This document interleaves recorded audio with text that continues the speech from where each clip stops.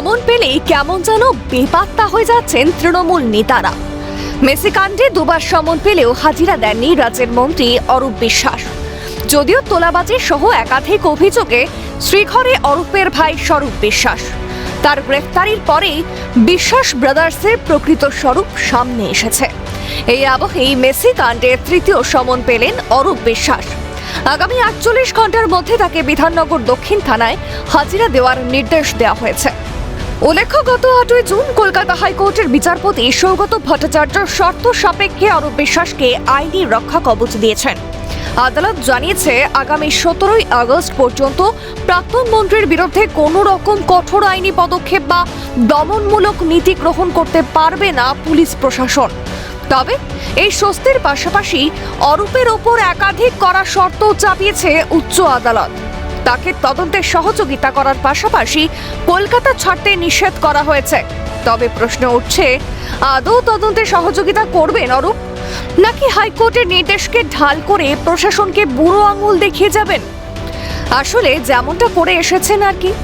তবে এইবার আর রক্ষা নেই। তিনি কৌশলী অবস্থান নিলেই আদালতের দেওয়া শর্তের ফাঁপড়ে পড়বেন। শেষ পর্যন্ত হাজিরা না দিলে তার রক্ষা কবচ নিয়েও আদালতে প্রশ্ন তোলেন তদন্তকারীরা। সব মিলিয়ে আইনি চক্রব্যূহে জর্জরিত প্রাক্তন ক্রীড়ামন্ত্রী।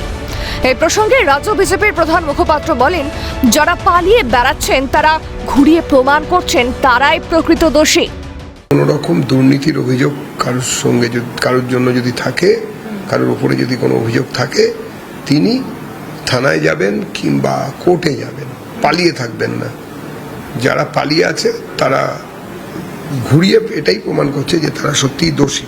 অন্তত মানুষের কাছে সেই কথা যাচ্ছে। সেই জন্য বলছি, অবিলম্বে যত দ্রুত সম্ভব আইনের ব্যবস্থার মধ্যে আসুন। সাংবিধানিক যেসব ব্যবস্থার কথা বা আইনি যেসব সুবিধার কথা বলা আছে সেগুলোর জন্য আসুন। তো পালিয়ে কতদিন বাঁচবেন?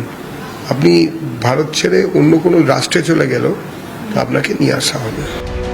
যুব ভারতের ক্রীড়াঙ্গনে লিওনেল মেসির অনুষ্ঠানকে কেন্দ্র করে চরম অব্যবস্থা এবং আর্থিক দুর্নীতির অভিযোগে বিধাননগর দক্ষিণ থানায় এফআইআর দায়ের করেছিলেন অনুষ্ঠানের আয়োজক শতদ্রু দত্ত। সেই অভিযোগের প্রেক্ষিতেই অরূপকে নোটিশ পুলিশের। এখন দেখার তৃতীয় সমনের পর তিনি হাজিরা দেন কিনা। ক্যামেরায় জ্যাকি সিং এর সঙ্গে রেশমি দাস ও অভিরূপা সাহা, রিপোর্ট ক্যালকাটা নিউজ।